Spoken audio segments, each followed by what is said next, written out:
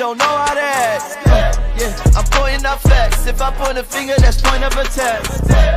Good point, who's next? Flag on the plate, now I'm causing them death. We bet on ourselves, so what you expect? A die-hard fan, never live with regret. Yes, sir. Go to my neck.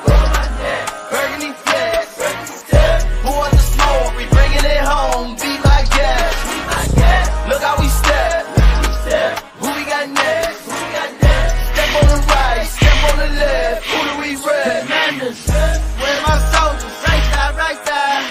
Commanders. Where's my soldiers? Left side. Commanders. Where's my soldiers? Watch the middle. Commanders. Where's my soldiers? High off the way that this sound, they turn up as soon as they feet hit the ground. I am not playing around. I hit them, I bet that they feeling me now. Welcome, one and all across the nation and around the world. I welcome you all to episode 41 of the Commanders Gridiron Report. I am your host, Drew Willingham, and we are back to finally talk about our team, the Commie-Hog-Skins. Yes, a new nickname. It's a new nickname that I'm bringing with the energy tonight. My apologies for starting about an hour later. Was preparing for this winter storm that we're about to go through, apparently again. We got snow earlier this week. Lost a little power, prevented me from being on my show with my co-host Cole Johnson, Total Football Talk, which after this episode, I'll be doing an episode of Total Football Talk Extra, probably about 30 to 45 minutes after this live show of Commanders Gridiron Report ceases at the end, once that badass outro plays. But thank you to those of you who are tuning in via Team MBS Media or on my brand, Surtoba Media, where the struggle is real to be awesome. Play the clip. Surtoba Media, where the struggle is real to be awesome.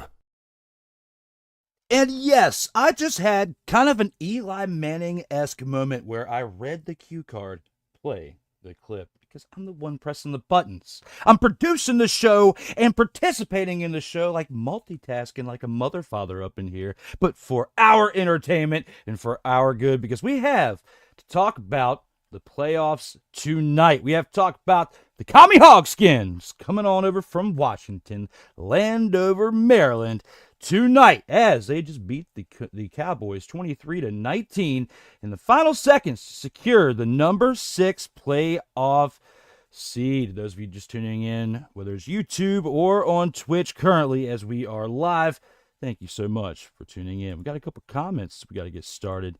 As Mickey Delaney's in the house saying, let's go. What's up there, sir? This is not a total surprise, motherfucker. That you are here. I greatly appreciate you being here. What?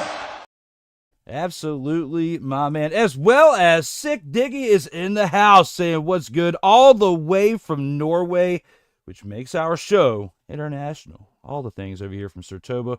Part of the Snowman crew out there. Shout out to Sick Diggy for being out there in the comments as we are mother-fathering live. Bring those comments in, or I will. Would you please shut the hell up? And for our own entertainment, for yours, for mine, for anybody else that watches this post live, we need to keep this thing going. I will bring you a part of this whole thing if you drop in the comments, as long as it's appropriate, of course. Now, when it comes to that, we got a bunch of segments we've got to get through, and we have to get this thing started with the 1st and 10, where we review the past game from the last week of the regular season. Week 18, let's take it to the 1st and 10. They are the Washington Commanders. New name, new marks, new uniform. Soldiers, are we ready for Operation Burgundy Black?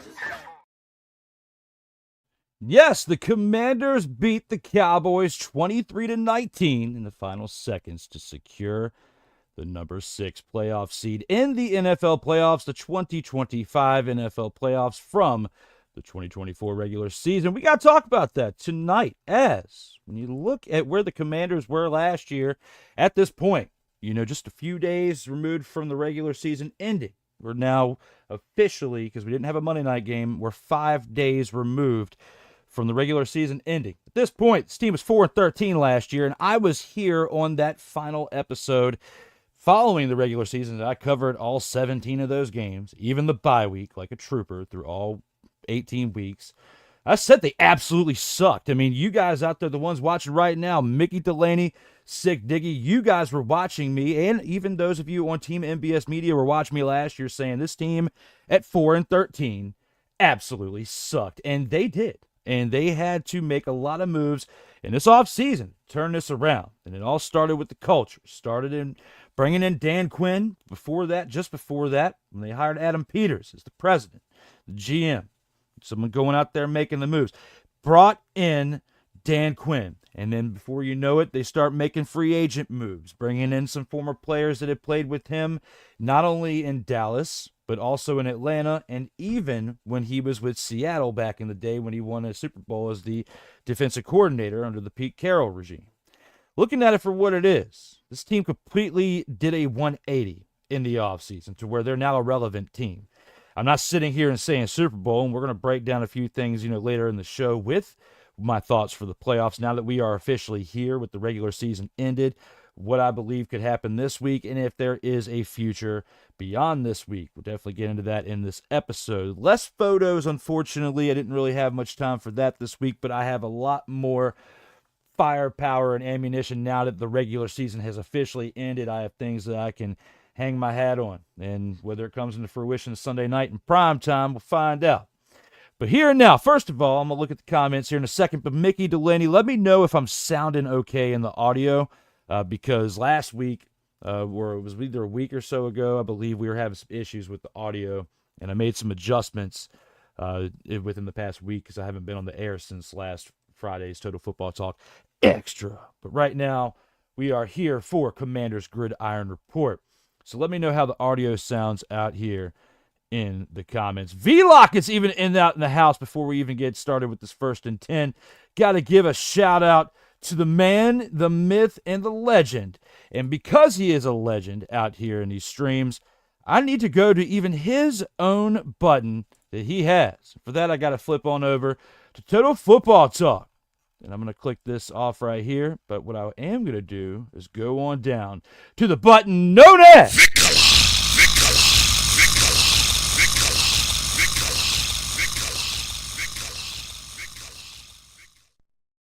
He says he bows down to Sensei Drew Willingham, and congrats to the Commanders for returning to the playoffs. You guys have earned all the accolades. And I greatly appreciate that, brother, because it has been a rough patch to be a mother-fathering fan of this team. It really has. I mean, I'm not expletiving you, because I really want to keep this appropriate.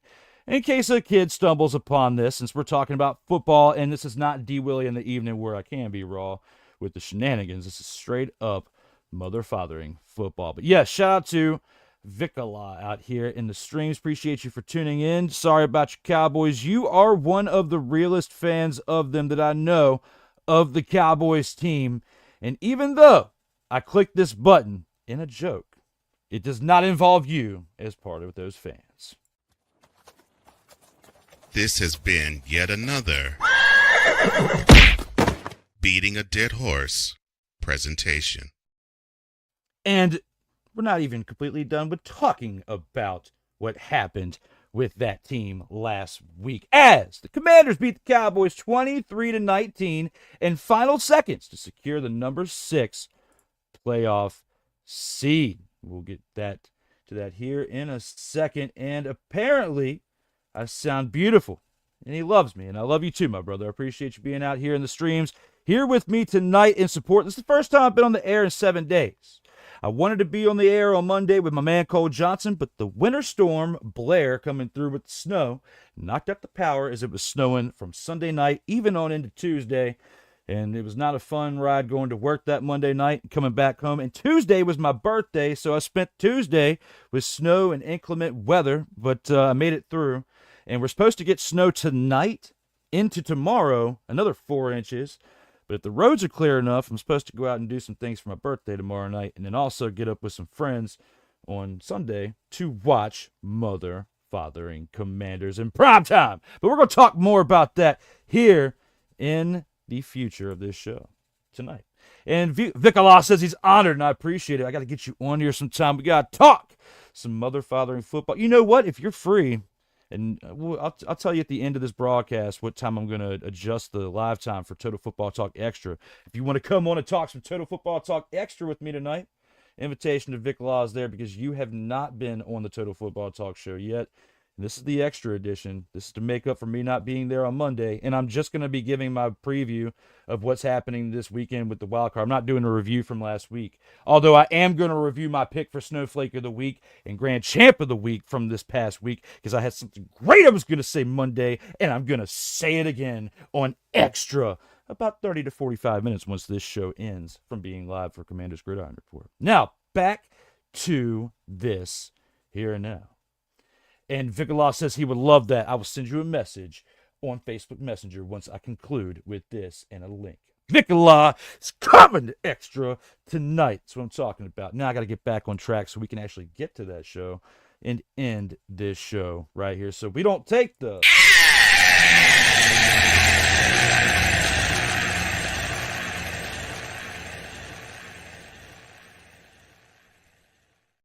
And as always, this is the first time that you are tuning in to this product, whether it's Team MBS Media or Sertoba Media, where the struggle is real to be awesome. Make sure you subscribe now. Never miss out on new content. Hook me up with a like on the video. And if you wouldn't mind, share it with your friends. Might be able to get another subscriber or two. And all the work counts, man. We're putting in the work. A little over, well, let's say close to almost 2 years now. Got, almost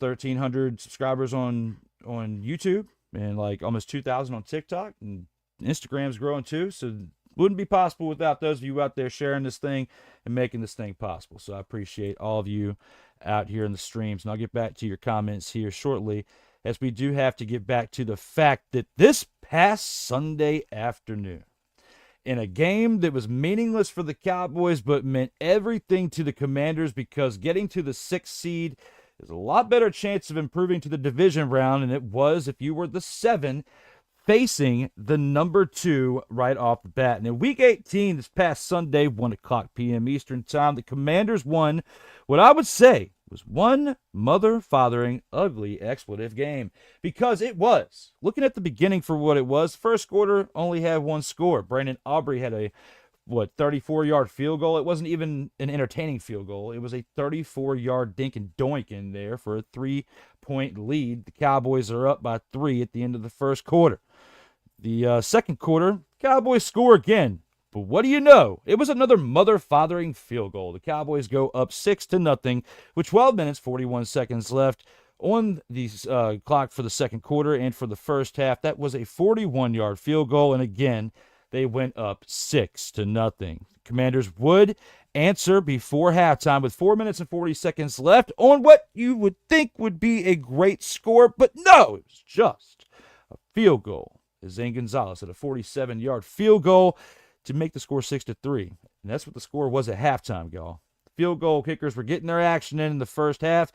And Jaden Daniels was playing in that first half. He played all the way until halftime, but all he did was go 50% in the game. He was 6 of 12 for 38 passing yards.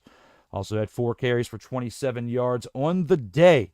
Now, combined even that, still not all that great, and they were being very cautious with him because they didn't want to risk getting him hurt going into this upcoming wild card game that we're about to break down here in a few.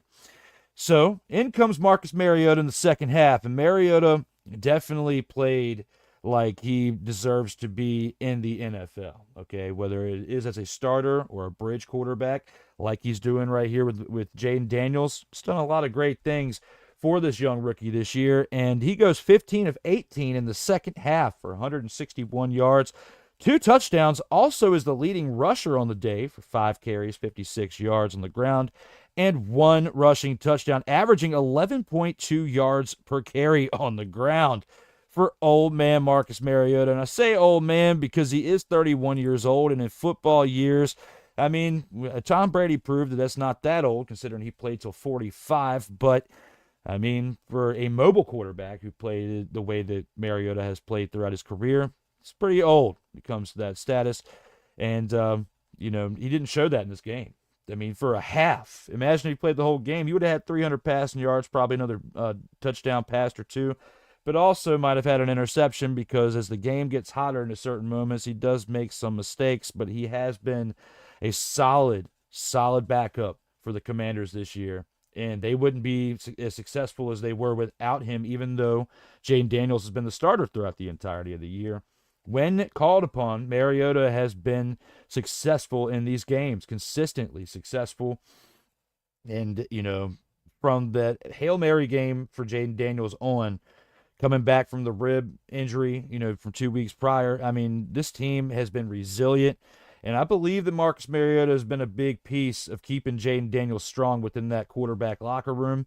And because of Marcus Mariota, it proved that to be the case in this Week 18 contest against the Cowboys, again going 15-18 for 161 passing yards and 2 passing touchdowns out there in Jerry World. This wasn't even at home. Now, looking at it, since we're past halftime now, Brandon Aubrey adds another field goal, a 36-yard field goal, to take the score up to 9-3. Cowboys with 8 minutes, 52 seconds left in the third quarter. The Commanders down 9-3. It's not looking good. It's not looking good as far as, I would say, I didn't think they were going to lose at that point. I still had hope. But what I was thinking when they were down 9-3 is it's not going to be a pretty win to the game. And I was wrong to an extent, but when you look at the caliber of what the Cowboys team is and, what they were playing without Dak Prescott, I wouldn't imagine it to be this close. And if he was healthy playing against the Commanders, I believe that they would have lost this game at home. And more than likely, if he would have been playing throughout the entirety of this season, the Cowboys could have made a good run for the 7 seed of the wild card and potentially not even allowed the Commanders to even get into the playoffs. Let's just be real with that. The way that the Cowboys fought back, I don't like their, the majority of their fans with the way that they act out there. That's on record. I have love for some like Vic Allah, my man Fulp Daddy out there that I've grown up with since Huggies, and many others, but them as a collective unit. That's what that basically means when I click that button. Produced by Cole Johnson. Now, comes this. This game's 9-3 in the third quarter as a result of that Cowboys field goal, that 36-yard mother-father field goal. Going into that next possession, the Commanders knew it was time that they needed to score, and Zach Ertz would be the one to answer the call. As he would have a 5-yard touchdown pass hauled in from Marcus Mariota for Mariota's first touchdown of the day, as well as Ertz, as he has been on fire for the majority of the past few weeks, contributing to these big game wins during this stretch, as the Commanders would go up 10-9 with 5 minutes and 7 seconds left in the third quarter, and the third quarter would end at that score at 10-9 with only 1 quarter remaining. And going into that fourth quarter, it'd only take about 1 minute and 7 seconds for the Cowboys to get on the scoreboard again, taking the lead with their 4th field goal of the day. Again, their 4th. Couldn't score touchdowns in the air with Trey Lance, but they could get a 22-yard field goal to add to their lead. Well, to get the lead back, as the lead would change back to a 12-10 lead for the Cowboys. It would be the third lead change, the second lead change of the day, because the Cowboys would take the lead and the Commanders wouldn't get the lead until they were up 10-9 in that third quarter score. In fourth quarter, with that field goal again going up 12-10, the Commanders would need to answer to keep this thing alive, and they would. So Marcus Mariota would be a mobile machine throughout this game, again being the leading rusher for this team. 5 carries, 56 yards, and a rushing touchdown as their quarterback and their backup quarterback at 31 years old. He would have a 5-yard touchdown run. A failed 2-point conversion, though, from Marcus Mariota would have this team at 16-12 instead of 18-12 at this point. Had they kicked the field goal, they would have been up by 17, or they've been up by 5 for the score of 17-12 as a result of the extra point made had they gone for it. But they're trying to at least increase it to where they'd have to get 2 field goals to tie it for the Cowboys to tie it up with the Commanders at that point, because there were still 11 minutes and 18 seconds left in the fourth quarter and in the entirety of that game. Now, the Cowboys would answer next, as we would have our 4th lead change on the day, as they would have a 2-yard touchdown run by Rico Dowdle with 7 minutes and 2 seconds left on the clock. With the Brandon Aubrey extra point, the Cowboys would go up 19-6 with 7 minutes and 2 seconds left. The Commanders only being down by a field goal would be aggressive during that 7 minutes and literally There was 7 minutes and 2 seconds left when the Cowboys kicked it off to the Commanders, and the Commanders would use all of 66 minutes and 59 seconds of that 7 minutes and 2 seconds to have only 3 seconds left on the clock.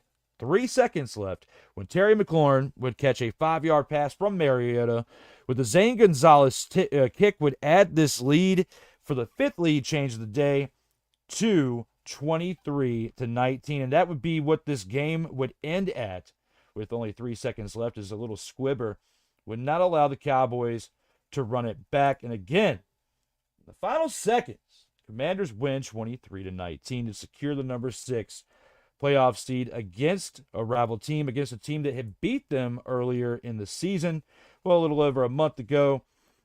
But that win gets the Commanders to not only retaining a playoff spot, which they had clinched a playoff spot the week prior, but worst case scenario, they would have been the 7. With this win right here, it secured them in the 6th seed spot here. And you see, for the NFC, you got the Green Bay Packers at 7 going against the Eagles this weekend.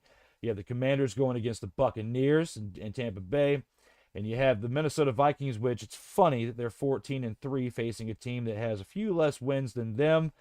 And they are the away team as a result of them being the wild card team by being in the stacked division like the NFC North with the Lions and the Green Bay Packers. Now, looking at this for what it is.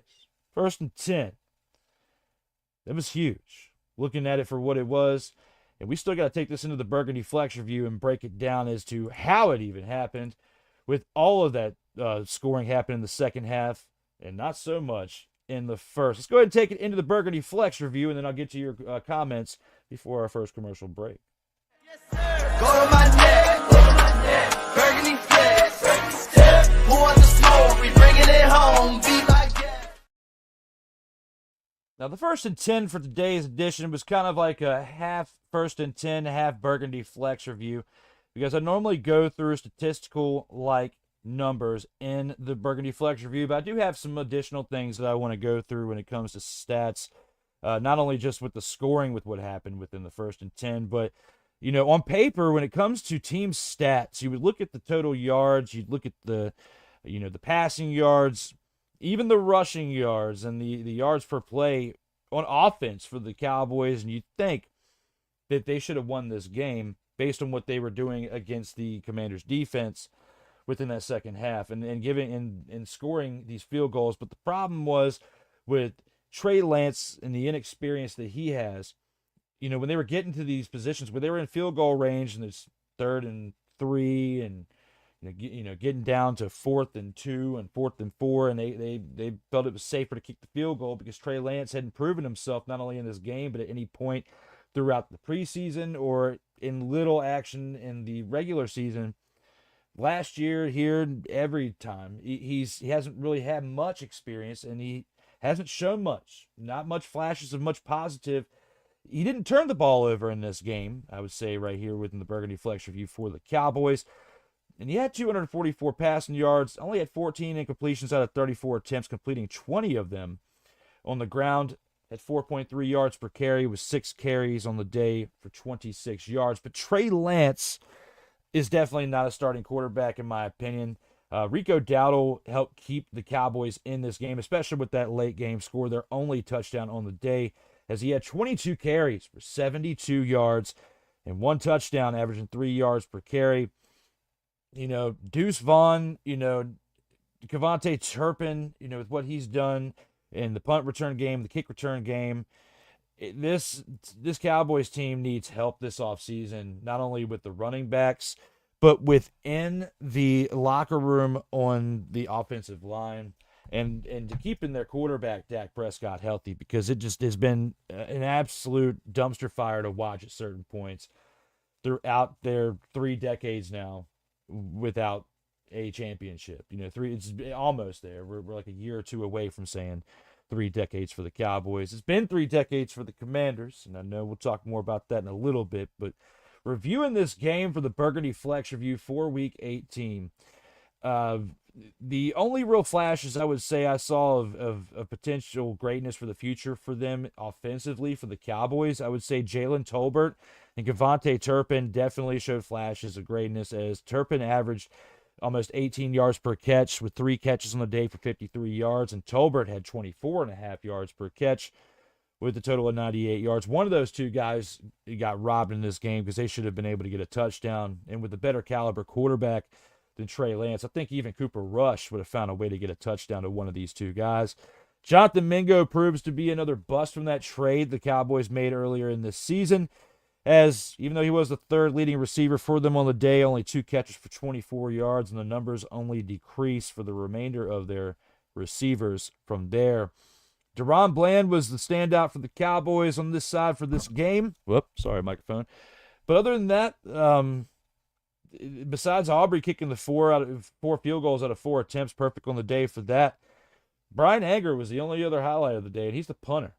Kicking 4 punts on the day for a total of 198 yards, averaging nearly 50 yards per punt. And especially one inside the 20 of those 4. Him and their field goal kicker, the punter and kicker were both very active on this day. And it was not the case for the other side, as you only had 1 field goal attempt from Zane Gonzalez for the Commanders. However, punting duties, Tress Way definitely saw some increased numbers, as he was not accustomed to that throughout this season. However, these were regular numbers, as those watching Tress Way with the Commanders football team / Redskins for the past decade, as he's been with this team, we were used to seeing 5, 6, 7 punts from him in a game at one point. So, looking at it for what it is, I gotta say, I'm not mad at him punting 5 times and still getting a win. Because usually when he was out there punting 5+ times in a game, normally that franchise would be taken.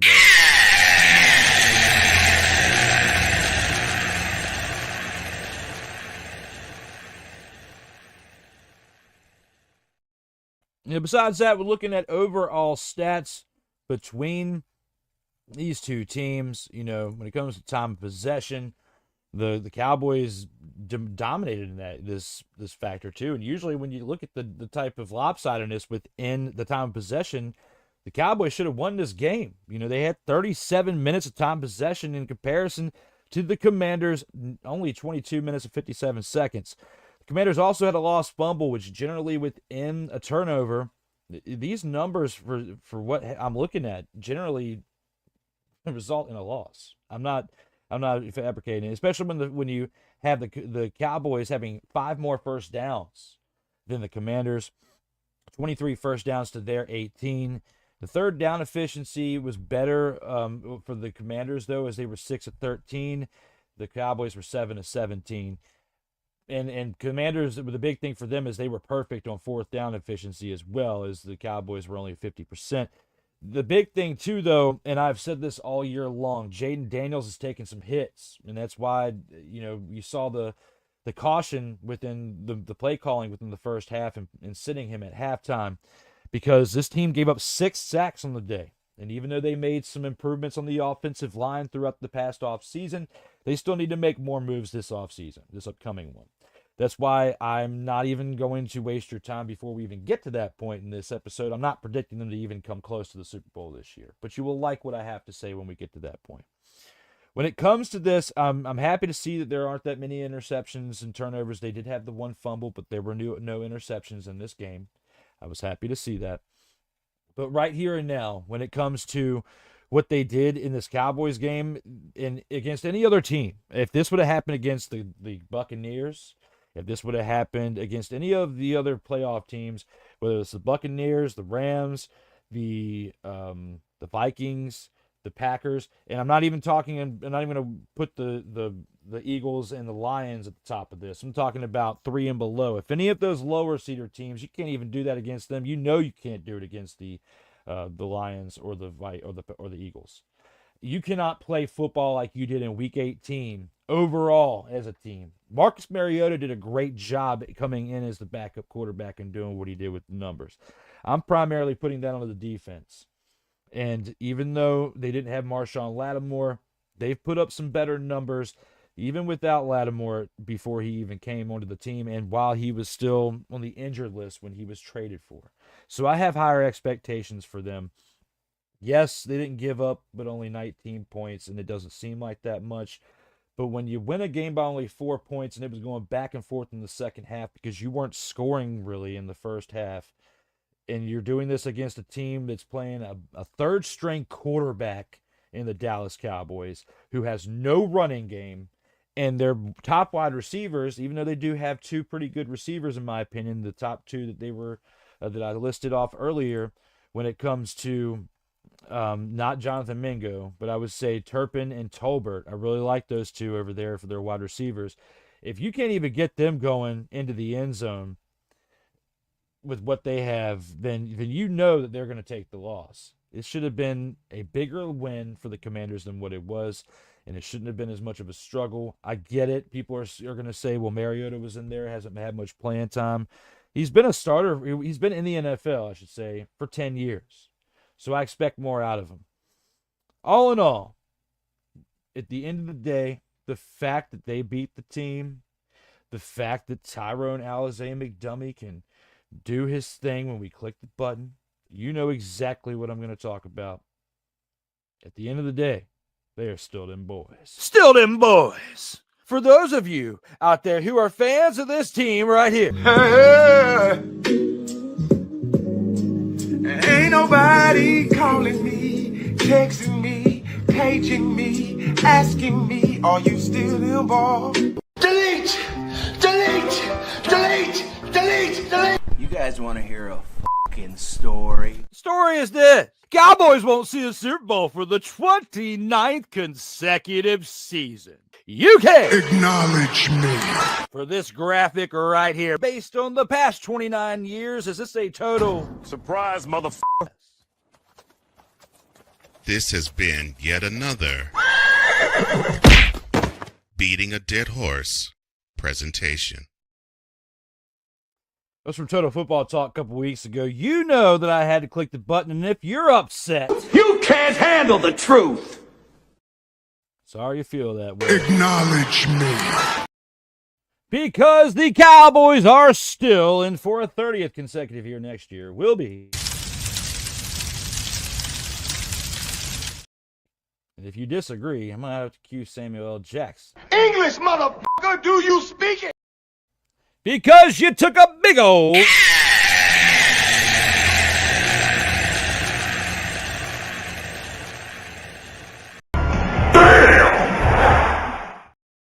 Not really in the past game, but for the entirety of the season, when you look at how certain things went your way, and it has to deal with not only the Dakota Rain Prescott injury, it has to mainly deal with the mismanagement of this franchise, even though he would say, Hell to the no, to the no, no, no, no. Hell no, no, to the no, no. I think a lot of you out there would say this. Oh, my brother, testify. And if you don't, Stay off the weed. and if that's not the case, just flat out, Stop it. Get some help. as we are back with Shenanigans Mother Father. Yippee-ki-yay, motherfucker. And to everybody out there in the live chat, I'm going to get to you here in a second, but before that,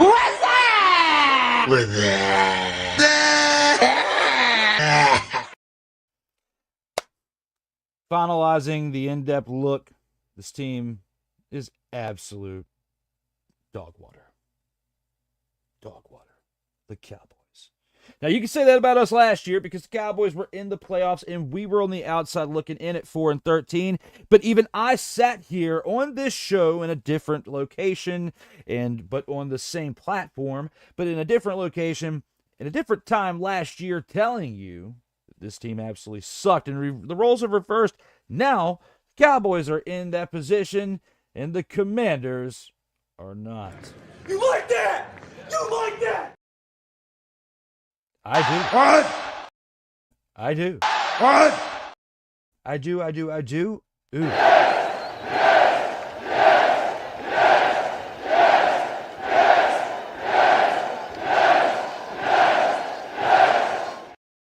If If you're just now mother-fathering tuning in, do me a favor. Do your boy a favor. Click that like button down below. If it's your first time tuning into the channel, click that like button and subscribe as well. Get some wild things, some comedy, not just within football, but in real life, some other shows too. We talk about some other sports, but also straight-up comedy that doesn't even involve sports and other shows.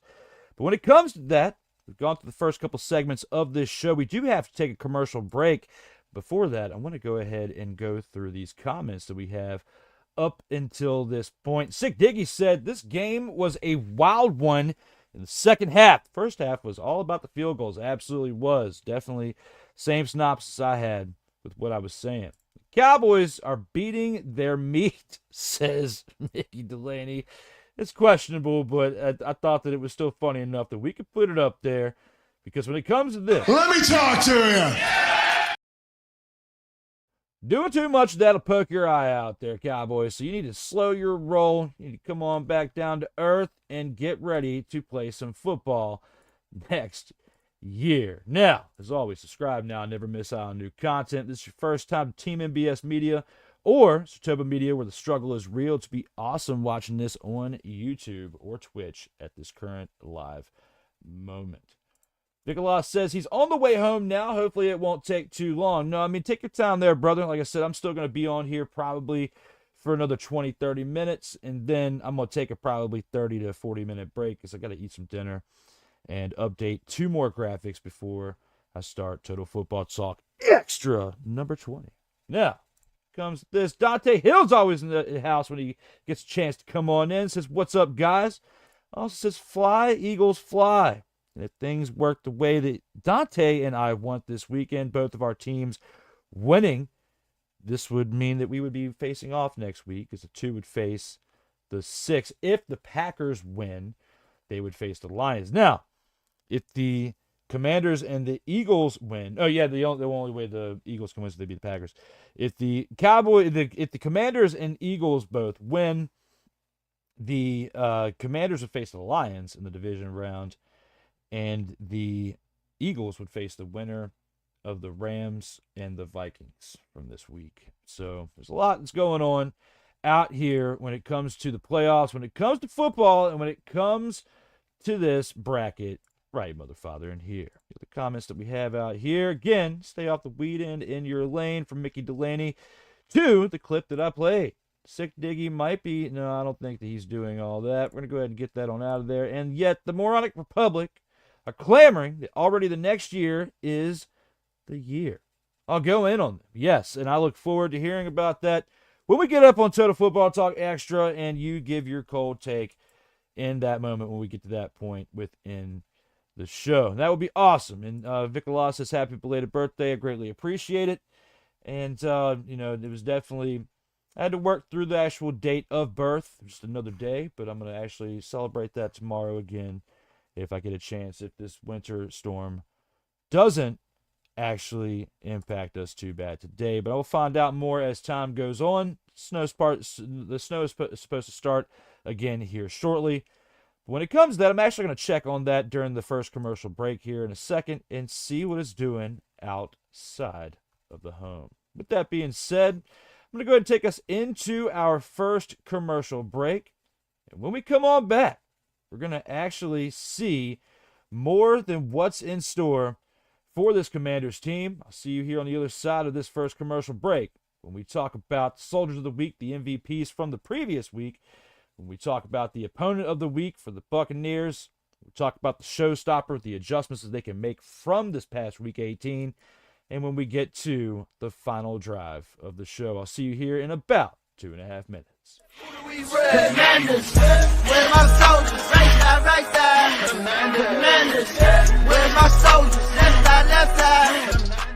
Whether it's news, the largest egg producer finds bird flu in chickens at a Texas plant, weather, devastating tornadoes rip through the heart of the United States, inspiration, a breast cancer survivor completed the journey of chemotherapy and now begins a future one of matrimony, or sports. Michael Jordan is shown on a photo with Diddy. LeBron James has a video extolling the virtues of a Diddy party.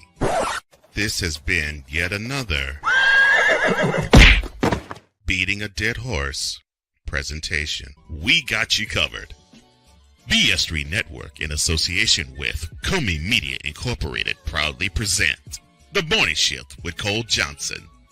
Live every weekday at 8 a.m. Eastern, 7 a.m. Central.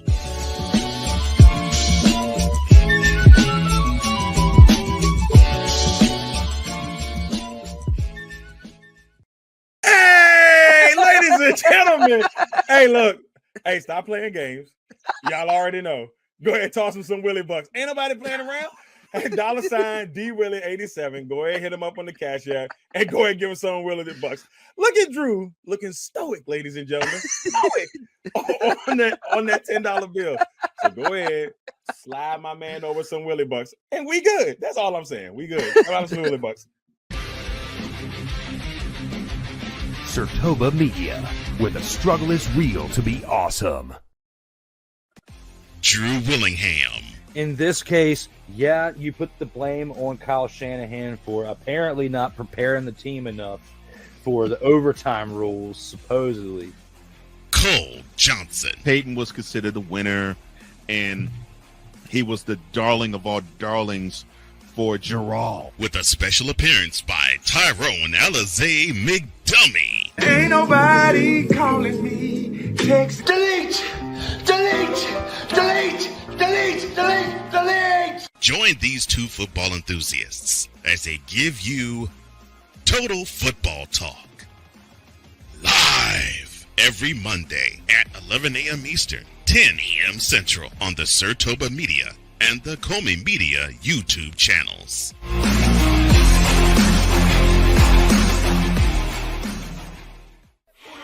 Commanders, where my soldiers, right side, right side. Commanders, where my soldiers, left side. Welcome back to the Commanders Gridiron Report, episode 41, here on January 10th, 2025. We are live with Commanders beat the Cowboys 23-19 in final seconds to secure the number 6 playoff seed. I'm your host, Drew Willingham, and yes, we have 4 more segments we have to talk about. We're going to go ahead and take this into our MVPs of the week, which that segment's called the Soldiers of the Week. Where my soldiers, right side. Commanders, where my soldiers, left side. And here with the Soldiers of the Week, acknowledging the standouts from Week 18 and my picks for these top 3 players from this game. I'm going to stick with offense because the defense gave up a decent amount of points. I'm going to go with Zach Ertz, 5 receptions for 44 receiving yards and 1 receiving touchdown. I'm going to go with also Terry McLaurin contributing with 8 receptions for 62 receiving yards and 1 receiving touchdown. Both of those receiving touchdowns were the only 2 passing touchdowns coming from Marcus Mariota. And even though it says Jaden Daniels, because I didn't fix that actual graphic right there, I put Marcus Mariota in there, but I did not fix it from Jaden Daniels' name. So my apologies for that one. But when we break down these 3 players, let's go back to Zach Ertz first. Looking at Zach Ertz, he also, not only with the contributing of the 5 receptions, 44 yards, and the touchdown, was a big spark to the energy within this offense. And I expletive you not. Looking at this team for what it was on this day, needed leadership out there. And Marcus Mariota did a decent job with the leadership, but it also stemmed from what you got out of Zach Ertz. And with Zach Ertz being out there, even though he only had 5 receptions, 44 yards is pretty big coming from an older receiver like Zach Ertz. That touchdown was big. He's been putting up big touchdowns throughout the past few weeks, contributing to this team getting big wins. And yes, while I was telling you all that, I fixed it. Downloaded it again. So that way we can actually have a clip of doing this the right way. Zach Ertz, I'm going to start it off with Tim. 5 receptions, 44 receiving yards, and 1 receiving touchdown. You got Terry McLaurin having 8 receptions for 62 receiving yards and 1 receiving touchdown. My number 1 guy for this past week's Soldiers of the Week, I have to say, would be for his 15 completions out of 18 attempts with 161 passing yards, 2 passing touchdowns, 1 rushing touchdown. 5 carries for 56 yards on the ground as well, with 11.2 yards per average for his rushing. Looking at that for what it is, Marcus Mariota has been number one soldier of the week, along with Zach Ertz, Terry McLaurin rounding it out for the top 3 players from Week 18 that helped get the win for the Commanders to improve to 12-5 on the regular season to get into the playoffs as the 6th seed. And then, not only that, but tripling their wins from last year, as they were 4-13 to end the year last year. And now this year, they are 12-5. The only thing that would have been cooler is if they could have got one more win. If they could have had one less loss and one more win and finished 13-4, I think that would have been an awesome. I mean, we also already had an awesome turnaround, but I just think that would have that's probably like your perfect turnaround to flip it like that. Kind of like how Peyton Manning went from being 3-13 in his rookie year in '98 to going 13-3 the following year in '99. So doesn't always happen like Cinderella stories like that. But what I can tell you is this game. And this game would not have happened in this way had it not been for these 3 players. And those are my choices for this week's picks for Soldiers of the Week here on the Commanders Gridiron Report. Comes that, we're going to go ahead and take it into our next segment, which is the Showstopper, and talk about what they can do to improve from their Week 18 win. I off the way that this sound, they turn up as soon as they feed the ground. I am not playing around. I hit them, I bet that they feeling me now. Here at the Showstopper, what can this team do to improve from the Week 18 win? I'd have to say, when it comes to this right here, defense is the biggest thing they really need to work with. With not only that, the receivers are doing a really good job with getting open and making plays. You saw with the amount of completions that Mariota had between him and combined with Jaden Daniels and his limited action, they had 21 completions on the day. So they're getting it done, and as far as that goes. But the running game outside the quarterbacks is what really is concerning me, and it all starts with up front with the offensive line. It has to give them the opportunities to get the yards, and that's just not happening. It hasn't been happening consistently for a while. As your 2 top running backs, Austin Eckler, who's supposed to be your backup, but more of your pass catching receiver. Pass catching a running back, he had only 2 catches for 20 yards, and on the ground he had 3 carries for 12 yards combined, for a total of contributing for 5 plays for 32 yards. And I know that he's also a pass blocking running back, so he's also good for being out there to pass block, which made an impact in certain ways too. But you need to get more production out of your running backs besides your quarterbacks, as Mariota was your leading rusher, and Jaden Daniels, who only played the first half in a lot more limited action than Mariota did in the second half, only put up 4 carries for 27 yards. Eckler was third with 3 carries for 12, and Brian Robinson had 5 carries for 10, averaging 2 yards per carry. And yes, you're facing a decent Dallas defense, which is the reason why they were able to come back and be 7-8 through 17 weeks of the season with a chance. Oh no, they were 8-8. Or no, they were 7-9 throughout the first 17 weeks. It was the first 16 weeks they were 7-8, but they lost the remaining 2 games to go 7-10. But my point is their defense is the reason why they were able to fight back, along with some decent play by their backup quarterback Cooper Rush. If it wasn't for that, they wouldn't be where they were at that point either, with still having a chance to make noise with a month left into the season. And, they did that without having a running game. And the Commanders have done really well this year, and we've won by, a decent amount of points when they've had a running game. Sad part is half of that time, if not even more, it's had to go based on what Jaden Daniels has done on the ground. And you cannot do that consistently. We've seen how the Ravens have had to shift away from that, with finally getting a good running back, but also having a solid offensive line. It's paying dividends for Baltimore this year. That's why I say that this offseason, the Commanders need to make a few more moves on offense, with not only another weapon to have as a 1B to the 1A Terry McLaurin for the wide receiver. You're eventually going to need to have help on your tight end side, because Ertz isn't going to play for so much longer. He's getting older. Ben Sinnott still needs to prove more to me before I can give him, a little bit more leeway at the tight end position. You need another tackle and guard, more than likely probably 2 tackles and a guard. And looking at this for what it is, like you look at your receivers. Not your receivers, your running backs. Eckler and Robinson Jr., I love them. But if you make those upgrades for your offense and you bring in caliber pieces that can block for your runners and even for your passing game too, and they can't produce, you're going to have to move on from your running backs in the following offseason or make trades during the season next year if you're really going to be going for a deep run in 2025 going into the 2026 playoffs. I really feel like we're still another 2, potentially 3 years out from being seriously considered as Super Bowl contenders. People can say you're a contender because you made the playoffs, but in my opinion, that's not fully true. There are pretenders that make the playoffs too, the ones that get thumped really bad in the first round in the wild card and even in the division round too. It's the ones that make it to the championship games that are the real Super Bowl contenders as they made it to the Final Four of the dance.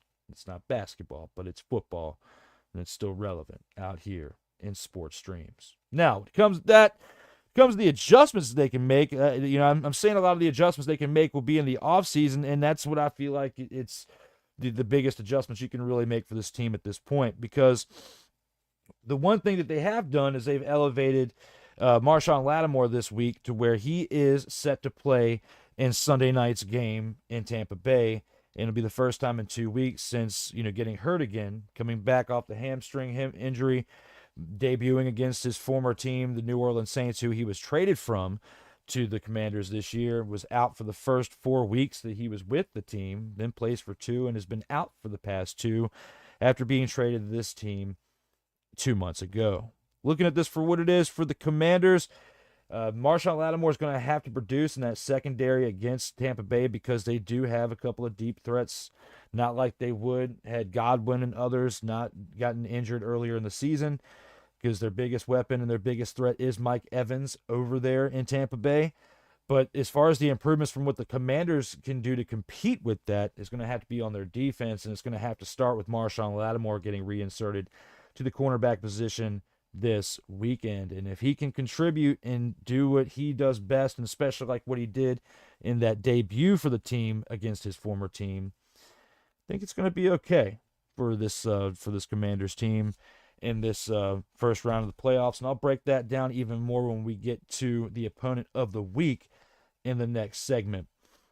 But for this week, the biggest things they can really improve on is the impact that they can have with their defense, because it's been looking pretty spotty, and they have to improve their run blocking.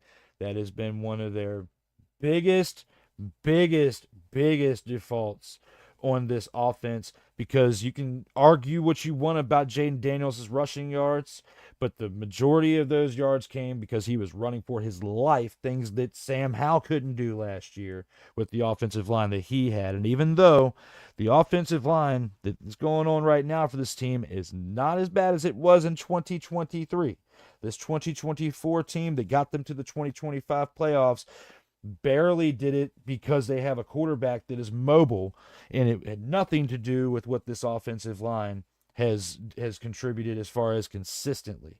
They have done their job at certain points of the year, and I'm not sitting here calling them complete and utter terrible dog water trash, whatever you want to say. I'm not saying that. But they have had inconsistencies throughout this 2024 season, which is why the Commanders had the 5 losses that they did. And if it wasn't for the talent that you have at quarterback and how beyond his years he is with his wisdom into how he prepares for each game, and even how he prepares during the offseason, he mesmerized myself as somebody who is a fan and a follower of this team, and somebody who, speaks on them and has a show within the media here with the Commanders Gridiron Report talking about them. But when it comes to the overall for this team, it all goes through the leadership coming from the quarterbacks, the culture within the locker room, from the coaching. Their offensive line needs to step up if they don't want to get shipped out during this offseason. And their running backs, when these moves are made for this team, as far as the offense goes, as far as the pass block and the run block from their offensive line, if they make those improvements, and these runners can improve by next season, and they're going to have to roll out. Defense is in you would say on paper they're in better shape. Bobby Wagner's been the highlight of it, but there's still 10 other players around you on defense or on offense. You can't do it all by yourself. I feel like they need another option back there with Lattimore. So there's a 1A and 1B back there in the secondary. You might need another linebacker to go alongside of Wagner, and you need a little bit more pressure on that defensive front that you've been missing since you traded away Chase Young and Montez Sweat, even though you've proven that with more of a balance in the backfield than in the front during this season, it's paid more dividends for you because you got a lot less out of the highly caliber talent that you had between Chase Young and Montez Sweat. Again, for next week, you got to step it up on the offensive line with their protection. They got to get more production out of their running backs.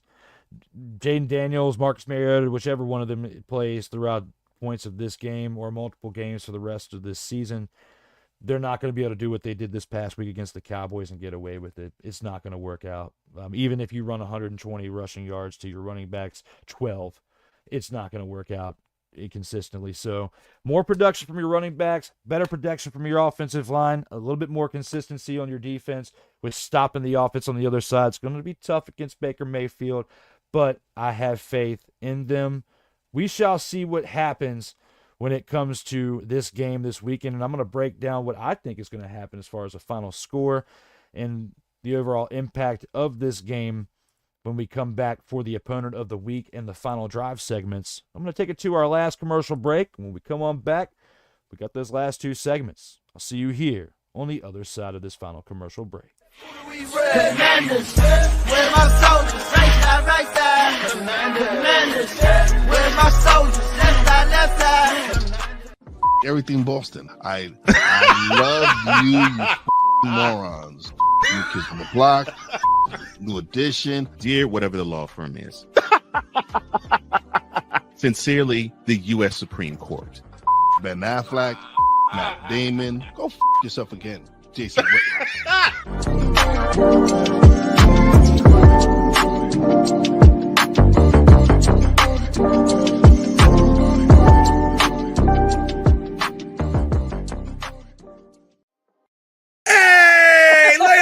Gentlemen, hey, look, hey, stop playing games.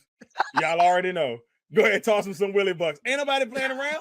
$, D Willie 87. Go ahead, hit him up on the Cash App, and go ahead and give him some Willie Bucks. Look at Drew looking stoic, ladies and gentlemen, stoic on that $10 bill. So go ahead, slide my man over some Willie Bucks, and we good. That's all I'm saying. We good. Some Willie Bucks. Sertoba Media, where the struggle is real to be awesome. Oh, yes. The tradition, the pageantry, the spectacle, the history, the slut. Wait. I gotta rep my brother's stuff right. All my DMV soldiers, stand up! And welcome to the Commanders Gridiron Report. If you want your Commanders to be repped right, well, D. Willie is your man. Commanders Gridiron Report. Every Tuesday at 1:05 p.m. Eastern, 12:05 a.m. Central. On the Sertoba Media YouTube channel. Music by J.KUL. Where my soldiers, right side. Commanders, where my soldiers, left side. Commanders, where my soldiers, right side. Commanders, where my soldiers, left side. Welcome back to the Commanders Gridiron Report, episode 41, January 10th, 2025. I'm your mother, father, and host, Drew Willingham, and yes, you saw that last commercial. Normally this show was on Tuesdays. I'm trying to get it back to that time and that date. It's been very tough with the work schedule that I have at the moment. There's some things personally, if I could shift around, then I might be able to get it back to that time soon, but right now, that's why you're seeing me on Fridays with this project known as the Commanders Gridiron Report for this day, January 10th, 2025, as we are live with the Commanders beating the Cowboys 23-19 in final seconds to secure the number 6 playoff seed again. I'm D. Willie. What's up? Welcome to the show. We're here with the brand known as Sertoba Media, where the struggle is real to be awesome. And on Team MBS Media with both YouTube channels and on the Sertoba Media Twitch channel at this current time. Brought to you by those two platforms currently live streaming. Here's that guy with the long-haired championship belt. Commanders Gridiron Report. The hair is on its way back because I haven't even had a haircut since the last time I donated that back in last June. It's been going on for over half a year. This hair is still growing back. That is it when it comes to the hair news. There it is. You can see it. Turn to the side. That's your shenanigery of hair for this episode. Now let's take it into the comments section. As we've got some comments out here from my people. I greatly appreciate you all being out here and watching this show right now. And it looks like there is some shenanigery going on between Mickey Delaney and Sick Diggy in the house, which is definitely entertaining. But I'm going to let you guys read those within the chat and stick it to football with this one. Marcus Mariota did a great job taking over the offense once Jaden Daniels had to be pulled. Zach Ertz had a big game then. He really did, you know. Don't let those small receptions fool you.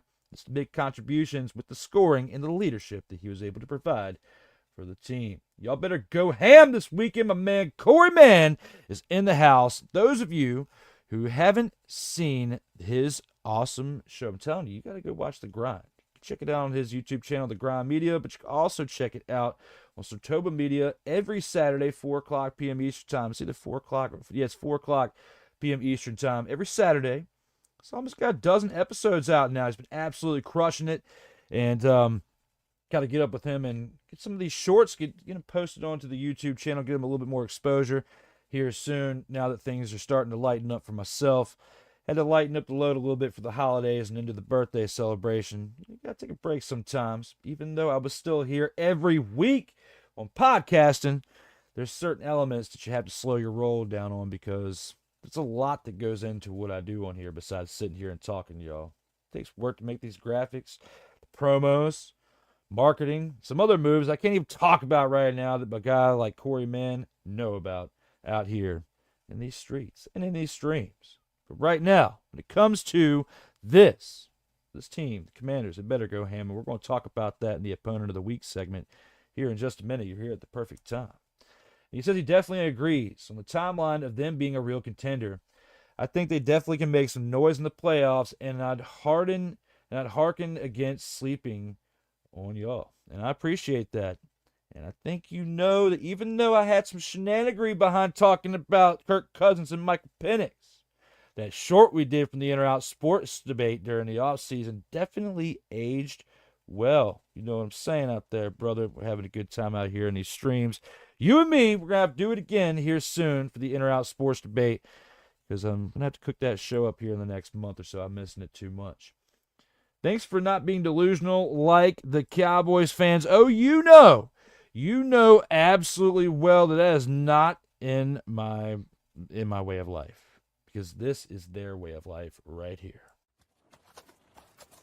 This has been yet another Beating a Dead Horse presentation.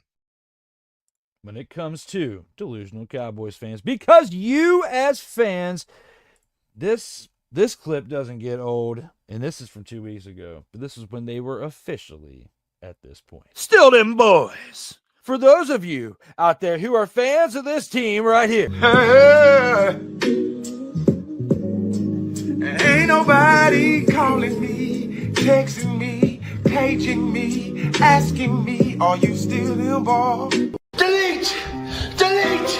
Delete! Delete! Delete! You guys want to hear a fucking story? Story is this. Cowboys won't see the Super Bowl for the 29th consecutive season. You can acknowledge me for this graphic right here. Based on the past 29 years, is this a total surprise, motherfucker? This has been yet another Beating a Dead Horse presentation. You're welcome. Now, again, you're welcome as always for not being a delusional fan like the Dallas Motherfather and Cowboys. Also want to give you love. Thank you for giving me a happy birthday out here in the chat and trying to rile them up. Give me a happy birthday, a happy belated one. Still technically the celebration time because with this winter storm Blair, I haven't been working Monday through Thursday with the birthday being on Tuesday. Today being the first day off, earlier going to go grab stuff to prepare for said store, like the food, the essentials, making sure I was good just in case. But also preparing for 2 shows tonight with this one and then immediately following with Total Football Talk Extra, about 30 to 45 minutes after this show wraps up. I'm looking at a start time for that at about 8:05 p.m. Eastern Time. J.KUL, I'll send you a message here shortly with that information. Now, also comes that come from behind wins are great, but they shouldn't be the norm. No, and you bring up a really great point because it's the third one this year, but they've had to come back in 30 seconds or less. And it all started with the Hail Mary game that they had that I was at for the Chicago Bears when they were hosting them at Landover, wearing these jerseys, and I was on that 10-yard line. It was a great day. We'll go over that again at some point once the season ends. But J.KUL says it's going to be a wild ride this playoffs. I believe so. And we're going to break down what I think they're going to do in these playoffs in this upcoming segment we're about to do. And don't bring that up, man. They said talking about the Penix. I knew you were going to say that. But you know now. You know now that it's true there, Corey, man. You do. And although there was some shenanigery sprinkled in there, it was sprinkled in. Sprinkled in with a cherry on top. Maybe with a little bit of whipped cream. Just a little bit. Y'all love having me back at 100% because it did take a little bit of time for me to get back to this. But the cream on top. Get back to this energy with the whipped cream and the sprinkles and the cherry on top. Penix is your quarterback, and you knew it was going to happen, and I called it. Might not have called it to happen exactly the way that it did, but I called it a very similar fate. And here we are.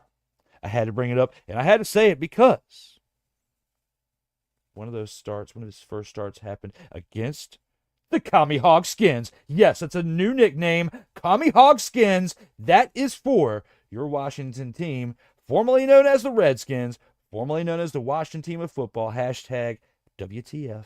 And now, as another WTF name, as the Washington Commanders, I call them the Commie Hog Skins, the Hog Skins, or whatever the father I feel like calling them out here in these streams for your entertainment and for mine because nobody has the time out here to take the...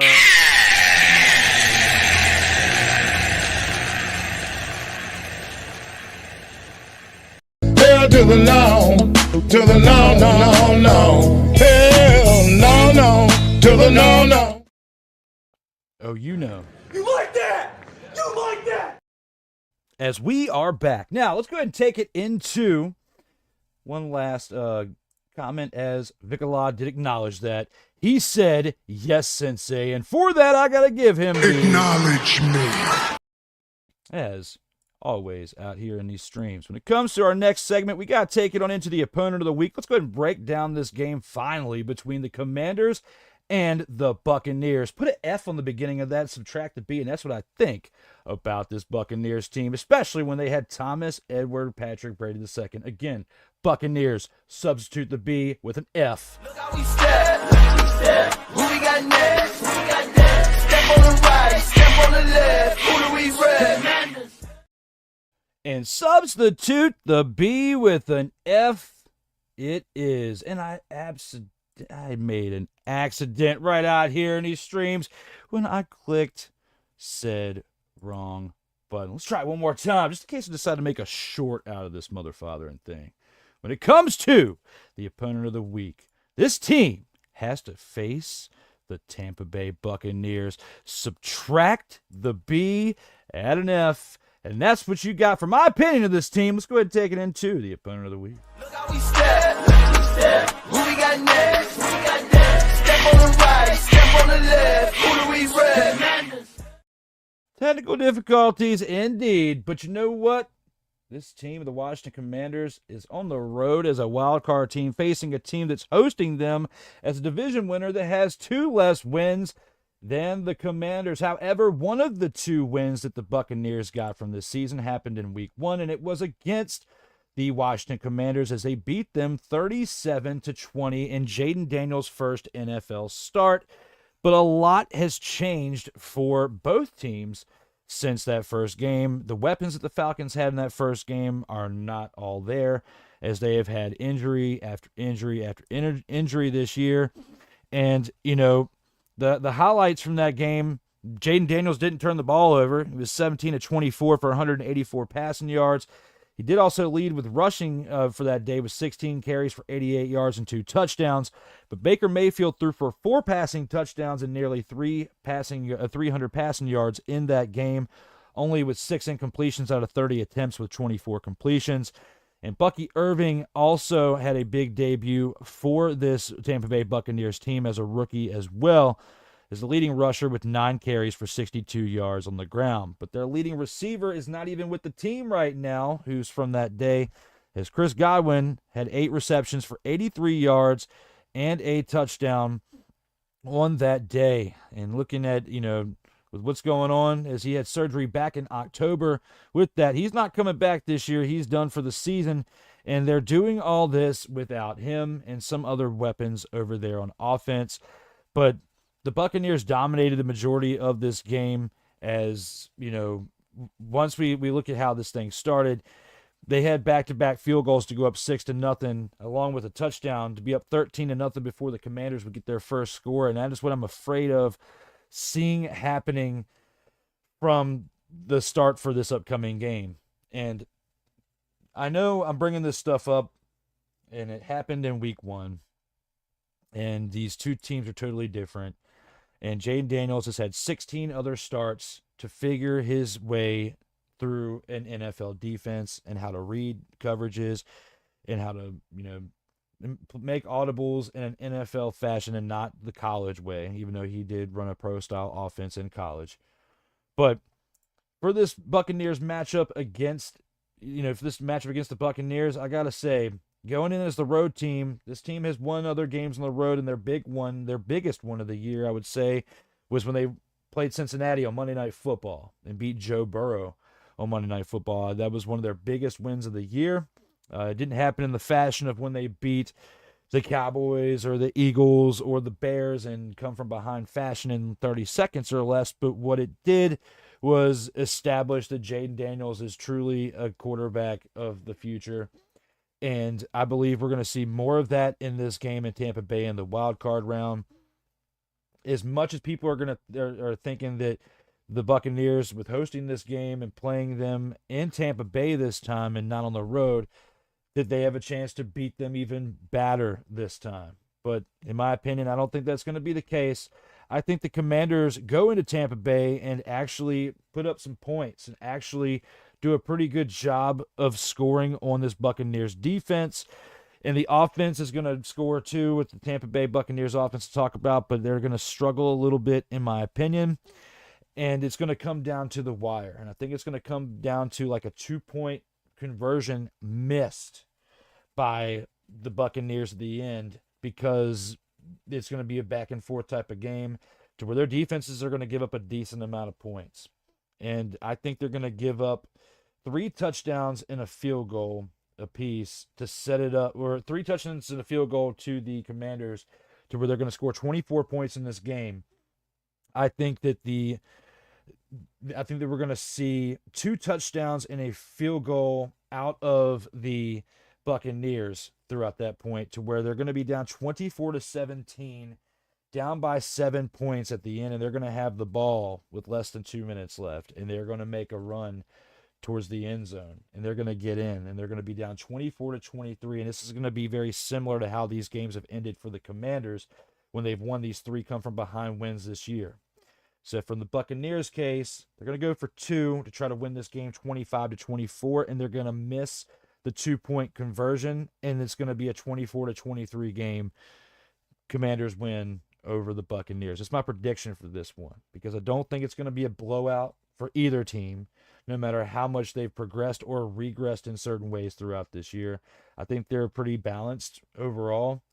But one of these teams is going to pull a Dan Campbell, and I feel like it's going to be on the Buccaneers side with Raheem Morris at the end, where he feels like he'll have a better shot of beating them at the end of regulation in that moment with a 2-point conversion, rather than chance it on going to overtime, losing the toss, and the Commanders score on the first drive with a touchdown and beat them in overtime, because that's how it could potentially go as well. So right here and now, my prediction for the opponent of the week, it's going to be a pretty decent matchup.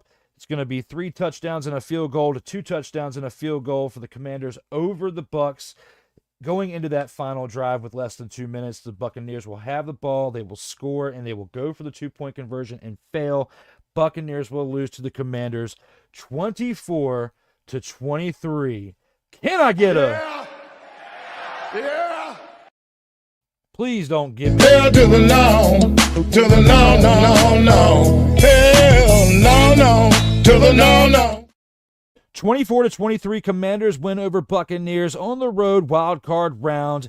Missed 2-point conversion for the Buccaneers on that final play of regulation with a few seconds left in regulation as they score that on that final play to put them in position to either tie it with a field goal or go for the 2-point conversion. I feel like the Buccaneers do at the end of regulation in this game, and they will fail, and the Commanders will win. And it will be a total Surprise, motherfucker. to some of you. Or it will be... Now, that is absurd. What? You know it. Back to the show. Let's see what you got in the comments for me. Corey says, I couldn't agree more. Subtract the B and add a mother, father, and aunt. Yeah. Yeah. Oh!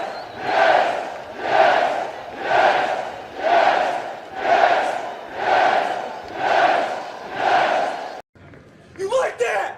You like that? Yes, sir, I do. Now, back to the program. We got one more segment left in this show, and that is the final drive. I'll give you my final thoughts heading in to the wild card round of the playoffs. Let's take it into the final mother-fathering drive. We bet on ourselves, so what you expect? A die-hard fan never live with regret. Yes, sir. Here are the final drive heading in to wild card playoff round. Look, I mean, we're here. The 2025 playoffs are here for the 2024 season. And I gotta say, again, I'm still shocked that the Commanders are not only here, but they're the number 6 seed. They're not even the lowest seed of the available playoff teams.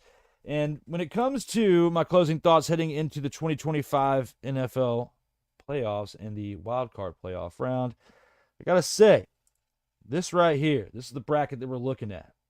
The Commanders, the 6th seed, going against the 3, and I have predicted the Commanders to win on the road 24-23 based on a failed 2-point conversion from the Buccaneers on the final drive of the game with less than 2 minutes left. That is my prediction. Here, again, this is the bracket that we have for this upcoming playoffs. You have the Lions and the Chiefs with the first round bye. The Commanders win and the Eagles win. The Lions will face the Commanders in week 2 in the division round. But if the Packers can beat the Eagles, the Packers would then face the Lions, and the Commanders would face the winner of the Vikings and the Rams, which would be a better matchup for them in that week. That's what we can hope for, and hope that if there's any hope that we get to the NFC Championship, it would eventually be facing the Lions. And we'll talk more about that later when we have the episode next week. But when it comes to my final thoughts heading into the wild card playoffs, what a ride it's been to get here. Tell you what, y'all, this has been a fun season to cover here on this show. We're now here to episode 41 of this program.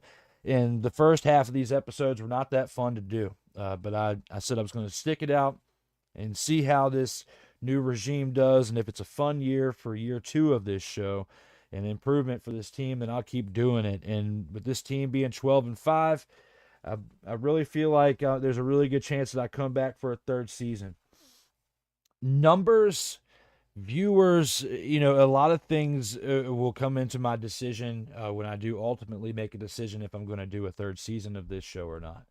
I feel like this show is really fun for me, and I really enjoy it.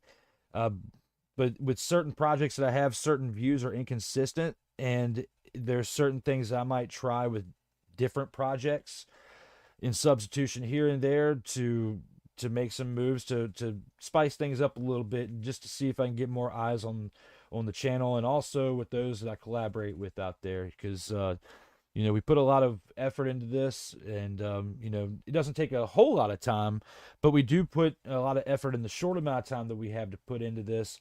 And even though we're efficient based on the years that we've put into this craft, there were still years and time that went into things that led to where we are today. And everything happens for a reason. Not saying that this show is going to completely go on the shelf, but I have some things to think about when it comes to this off season. But I will say, at least based on the way that this team has played and the fun that I've had doing this podcast throughout this season, there's a really good chance that it does come back for a third season. And we shall see. I'll keep you updated. I still have other programs within my platforms to where I will be announcing things. And the only thing I can say to you is to stay tuned. If you can't watch it live, go back and watch the replay. And I appreciate your support, whether it's through this show or the other shows that I have, especially when it comes to like this one right here, Total Football Talk. This is the thumbnail for the episode I'll be doing here in a little bit with Total Football Talk Extra, that you can see on Fridays when I do have those extra bits of content that need to get out, or the primary show on Monday mornings from 11 a.m. to 1:30 p.m. with my man Cole Johnson, the co-host, the EP of all EPs, and my brother out here in these streams who I love working with on this project. But when it comes to this one for the Commanders heading into the 2025 wildcard playoffs, I hope I'm not wrong. The only thing I hope, if I am wrong about anything, is I'm wrong about the amount of score that they win by, that it could be more than a point, that it could be a bigger lead, that the Buccaneers score less and the Commanders score more. You can only hope for, the best, a fun game. That's what I want. And we'll see how that goes. But Sunday night, prime time, 8 o'clock, finally happens. We get to see this playoff game, this wild card matchup. And then all the talk is over at that point, because it's one and done if you lose.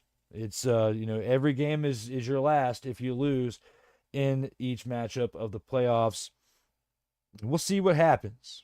And you can see what happens more with our content within Sertoba Media by checking out the content on these platforms within YouTube, TikTok, Facebook, Instagram, or X, formerly known as Twitter. You can also check out myself individually on Instagram, X, Snapchat, and Facebook at these handles right here between myself and the brand if you want to subscribe. If you haven't done so, or send me a message just saying what's up out here in these streams.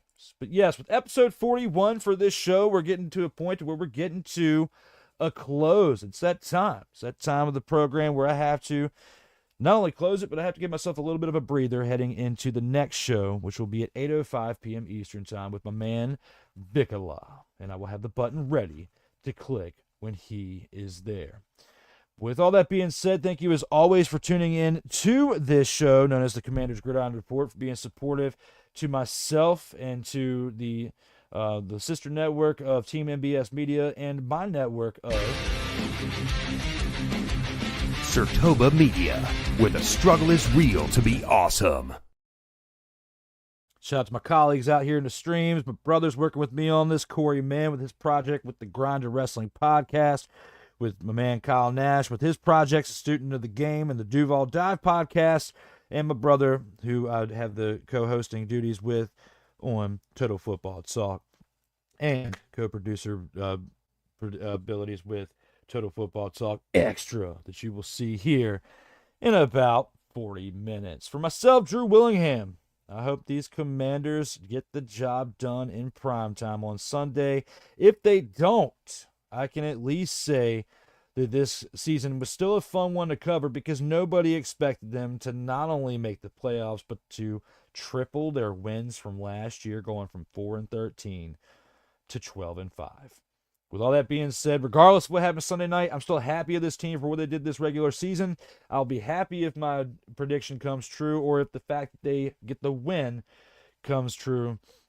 But if they take a loss, you can only keep your head up and hang your head on something high because next year is looking very promising as long as everybody stays healthy and the front office continues to make moves that benefit this team and the culture within.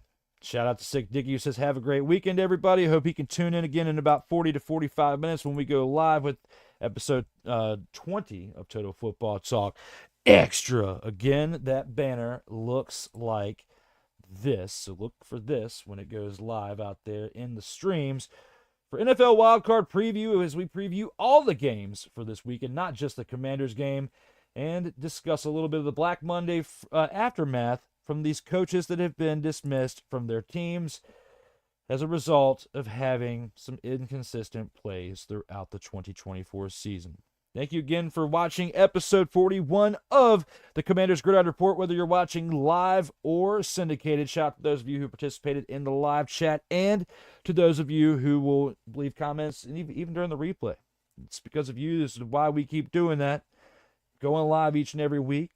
And for that, I give this to you for you. Acknowledge me.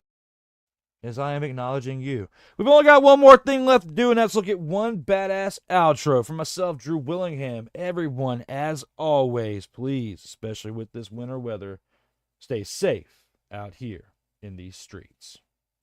Who do we rep? Commanders. Where my soldiers? Right side. Commanders. Where my soldiers? Left side. Commanders. Where my soldiers? Watch the middle. Commanders. Where my soldiers? Now we step. Where my soldiers? Right side. Commanders. We rep. Where my soldiers? Left side. Now we step. Where my soldiers? Watch the middle. Command we red, where my soldiers hit him.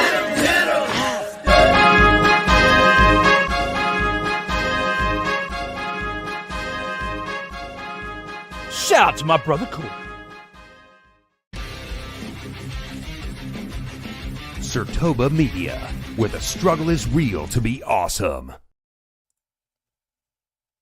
You don't have to go home, but you got to get yourself on up out of here. Thank you, as always, for tuning in to 41 episodes of the Commanders Gridiron Report. I will see you with this platform of this show next week. But again, come back in 40 minutes for the Total Football Talk Extra Show. We'll see you then. Peace.